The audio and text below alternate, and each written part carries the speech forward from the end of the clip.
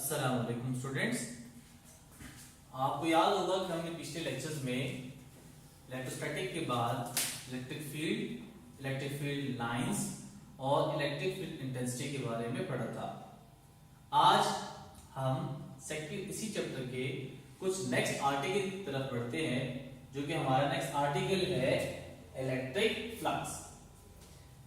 Electric flux आपके पास क्या होता है स्टूडेंट्स?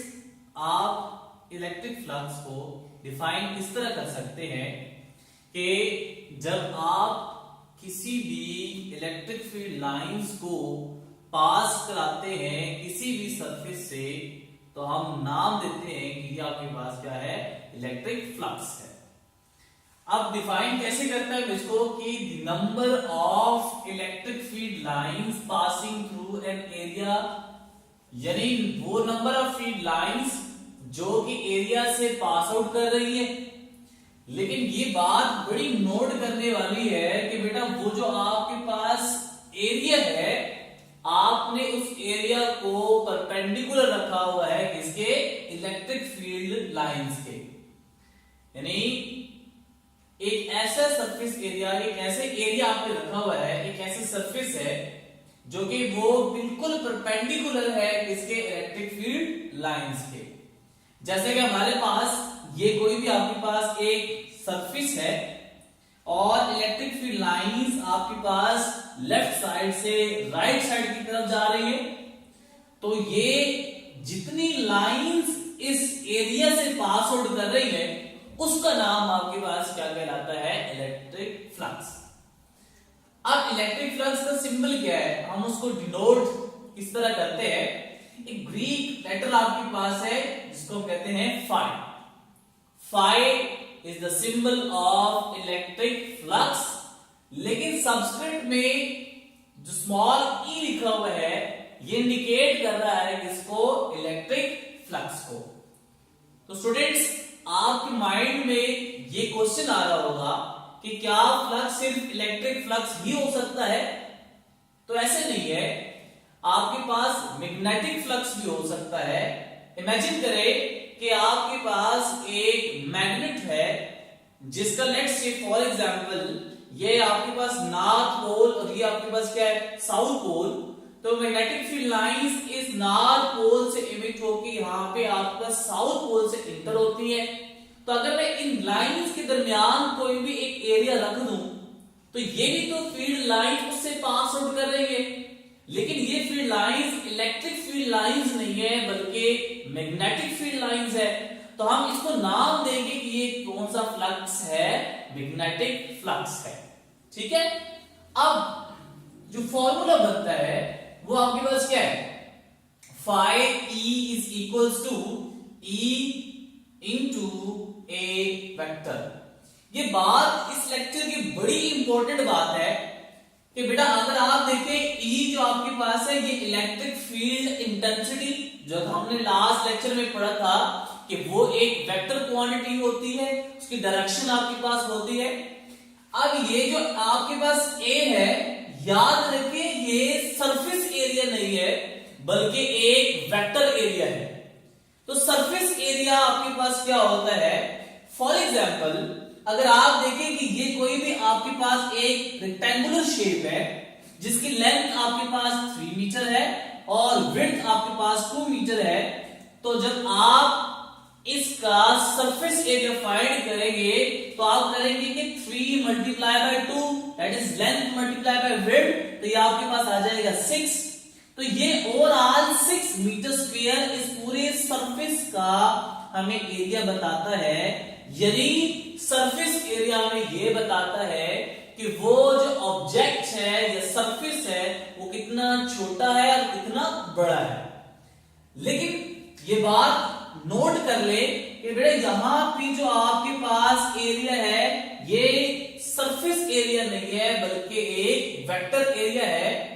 और वेक्टर एरिया एक ऐसा एरिया होता है जो कि मैग्नीट्यूड वाइज उस सरफेस एरिया के बराबर होता है और उसकी जो डायरेक्शन है वो हमेशा उस प्लेन के या फिर उस सरफेस के बिल्कुल परपेंडिकुलर होगा।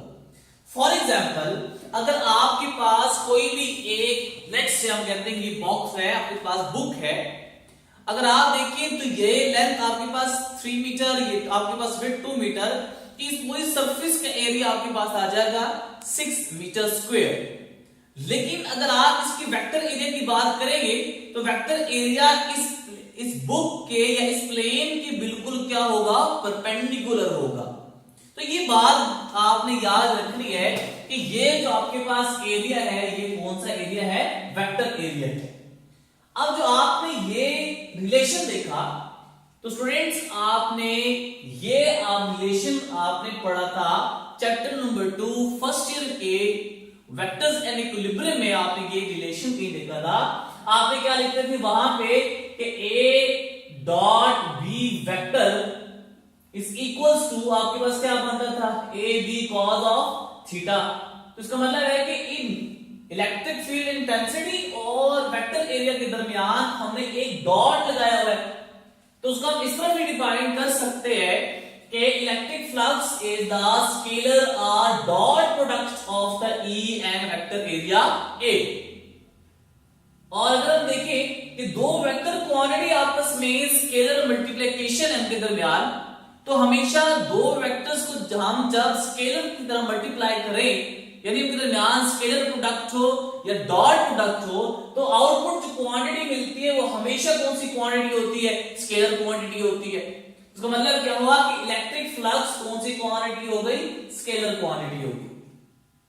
अब हम बढ़ते हैं कि जो इलेक्ट्रिक फ्लक्स है उसकी यूनिट क्या है। तो बेटा आपने पिछले लेक्चर में electric field intensity that is equals to E is equals to F divided by Q और फोर्स डिवाइडेड बाय Q था, तो फॉर्मूले से ये यूनिट हम निकालते हैं। तो बेटा आप देखिए कि E जो आपके पास है इसकी यूनिट आपके पास क्या है, न्यूटन पर कूलम, और एरिया आपके पास है इसकी यूनिट आपके पास क्या हो गई, metre square. So newton metre square coulomb inverse is the unit of electric flux. अब जो आपने ये रिलेशन लिखा हुआ है, इस रिलेशन को हम अगर ओपन करना चाहते हैं तो हम लिख सकते हैं कि phi E is equals to E A cos of theta. यानी जब हम डॉट प्रोडक्ट को ओपन करते हैं तो आपके पास क्या आता है, cos का फंक्शन आता है।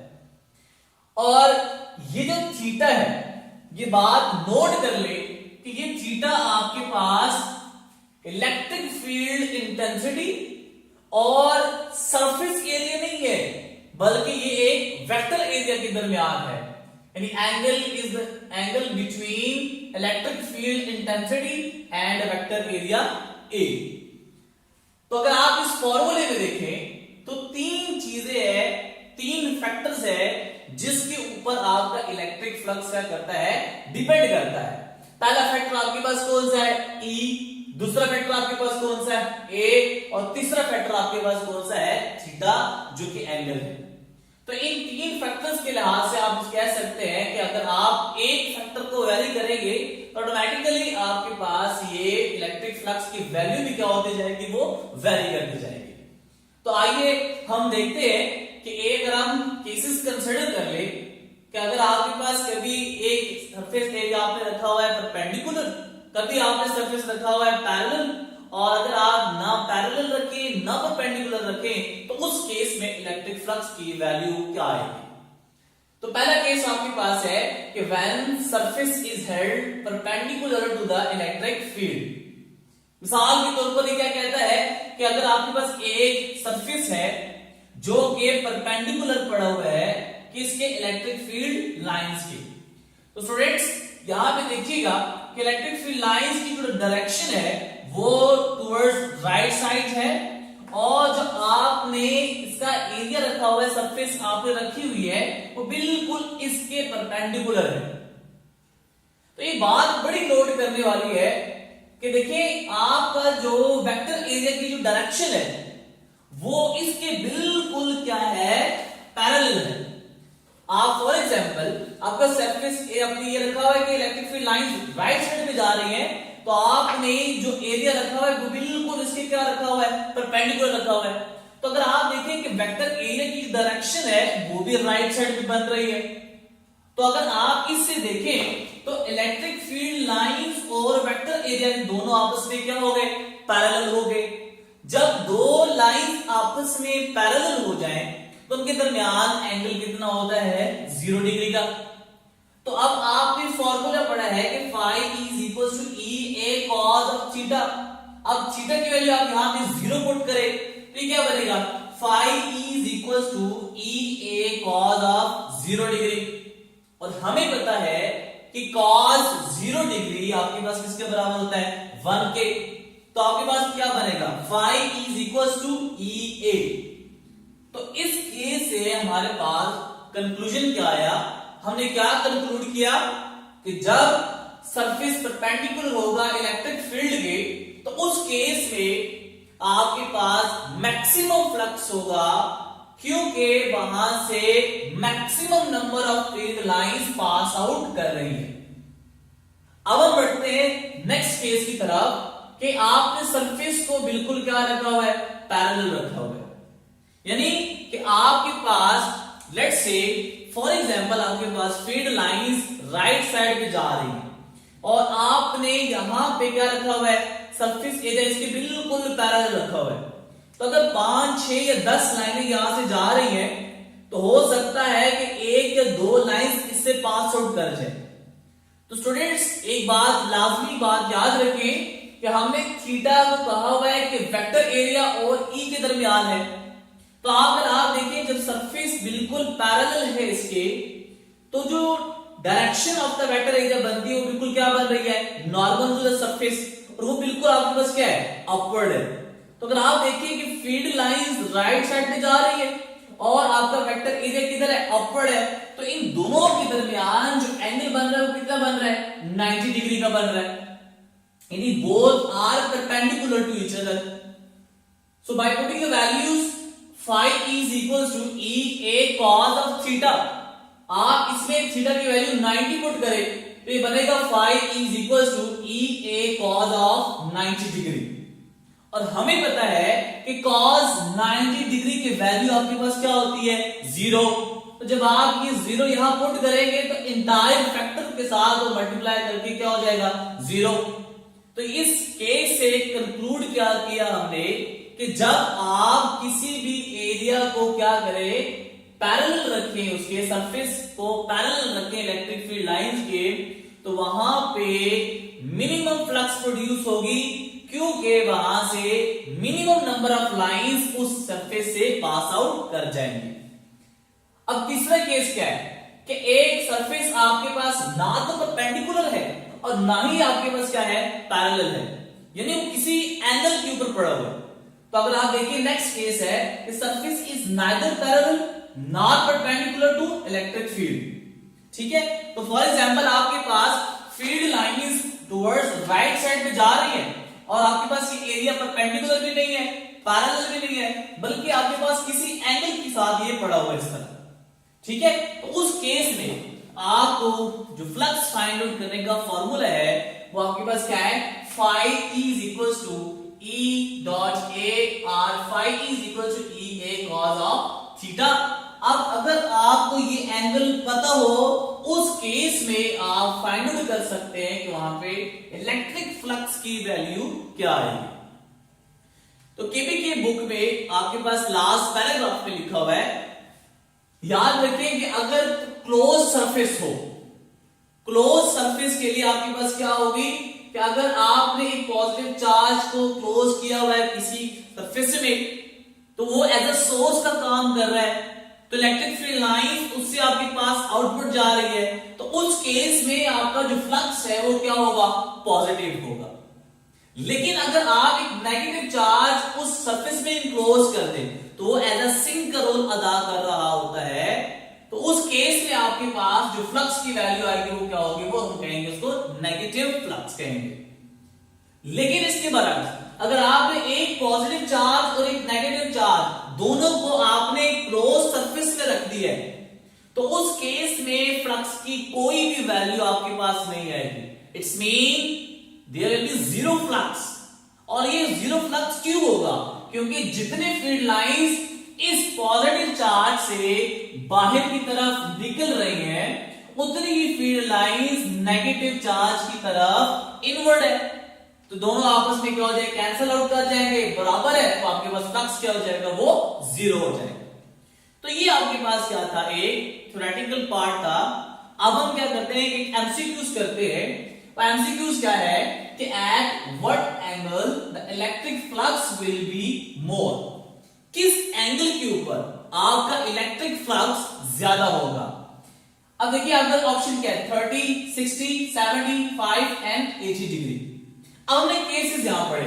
पहला केस क्या था, आपके परपेंडिकुलर, उस टाइम पे आपका एंगल आपके पास क्या था कि 0 डिग्री, तो आपके पास मैक्सिमम फ्लक्स आ रहा था। जब आपका एंगल क्या था 90 डिग्री, यानी थीटा की वैल्यू ग्रेटर है, तो वहां पे फ्लक्स की वैल्यू क्या है, मिनिमम है। जहां पे थीटा की वैल्यू 0 डिग्री आ रही है, तो वहां पे उसका फ्लक्स क्या है, मैक्सिमम है। तो इससे आप लगा सकते हैं ये अंदाजा कि जिस एंगल पे स्मॉलेस्ट वैल्यू होगी एंगल की, उसी वैल्यू के ऊपर आपका फ्लक्स भी क्या होगा, वो मैक्सिमम होगा। तो इस सारे ऑप्शन में आपके पास मिनिमम एंगल क्या बन रहा है, 30 डिग्री, ये because it is near to the zero, so at this angle the flux will be maximum और more as compare to the other options. अगर आपको यही एमसीक्यू इस तरह आ जाए कि at what angle the electric flux will be minimum, और ऑप्शन आपके पास चारों यही हो, तो आपने देखना है कि कौन सा एंगल बड़ा है, 90 के करीब तरीन कौन सा एंगल है। तो इसमें आपके पास 80 degree is nearest to the 90 degree, so at this angle flux will be minimum. ठीक है, उम्मीद है आपको ये क्या होगा, समझ आया होगा। अब हम नेक्स्ट एमसीक्यूज की तरफ बढ़ते हैं। नेक्स्ट एमसीक्यूज आपके पास क्या है, eight what angle flux is half of its maximum value, कि किस एंगल के ऊपर आपका फ्लक्स मैक्सिमम वैल्यू के हाफ है। तो अगर आपको ऑप्शन देखिए 30 डिग्री, 45 डिग्री, 60 डिग्री या नन ऑफ दीज, तो स्टूडेंट्स क्या करते हैं, वो एंगल 90 डिग्री पे आपके पास यहां पे देखिए एंगल 90 डिग्री पे क्या आ रहा है, 0। इसका मतलब है कि वो आप एंगल को हाफ कर दें तो आपके पास फ्लक्स की वैल्यू भी क्या हो जाएगी, हाफ हो जाएगी। नहीं, ऐसा नहीं होता, क्योंकि अगर आप इस फॉर्मूले में देखें, सिर्फ थीटा के ऊपर डिपेंडेंस नहीं है, बल्कि थीटा के साथ एक ट्रिग्नोमेट्रिक फंक्शन भी लगा हुआ है जो कि कॉस है। तो हमने वो वैल्यू देखनी है एंगल की कि जिसमें कॉस फंक्शन की वैल्यू आपके पास हाफ आती है। तो इस ऑप्शन में अगर आप देखिए फॉर्मूला क्या है, phi is equal to EA cos of theta। आप इसको थीटा को 0 यहां पे 60 डिग्री पुट करें, ये बनेगा phi is equal to EA cos of 60 degree. और हमें पता है कि cos 60 डिग्री बराबर होता है 1/2 which is equal to 0.5। तो इसमें देखें कि आपको cos 60 डिग्री किसके बराबर आ जाएगा, 1/2, तो ये बन जाएगा phi is equal to EA divided by 2, और phi is equal to EA, तो नॉमिनेटर में EA है, ये तो मैक्सिमम वैल्यू है फ्लक्स की। तो अगर आप इसको इस तरह भी लिख सकते हैं कि phi is equal to phi maximum divided by 2, तो आपके पास जो करेक्ट ऑप्शन बनती है वो है 60 degree, at angle of 60 degree flux is half of its maximum value। तो ये आपके पास थे कुछ आपने इलेक्ट्रिक फ्लक्स की बातें। हमने क्या पढ़ा, इलेक्ट्रिक फ्लक्स की डेफिनेशन पढ़ी, फिर हमने क्या किया, इलेक्ट्रिक फ्लक्स का सिंबल पढ़ा, फिर हमने इलेक्ट्रिक फ्लक्स का फॉर्मूला था, फिर हमने उसमें बड़ी इंपॉर्टेंट बात नोट की जो कि वेक्टर एरिया के लिहाज से, फिर हमने इलेक्ट्रिक फ्लक्स की डिपेंडेंस देखी कि किन फैक्टर्स के ऊपर डिपेंड कर रहा है। फिर हमने देखा कि हमने इलेक्ट्रिक फ्लक्स के 3 केसेस को स्टडी किया। परपेंडिकुलर हो तो फ्लक्स आपके पास यहाँ पे क्या होता है, मैक्सिमम होता है। अगर आपके पास सरफेस एरिया पैरेलल हो तो फ्लक्स आपके पास क्या होता है, मिनिमम होता है। अगर ना पैरेलल हो ना परपेंडिकुलर हो, उस केस में जो आपको फॉर्मूला मिलेगा जिससे फ्लक्स मिलेगा वो है phi is equal to EA cos of theta। और फिर हम इसके कुछ आपके एग्जाम देखें यहाँ पे MCQ। तो उम्मीद है आपको ये लेक्चर समझ आया होगा। आगे नेक्स्ट लेक्चर में हम मजीद बढ़ेंगे, तब तक के लिए अल्लाह हाफिज।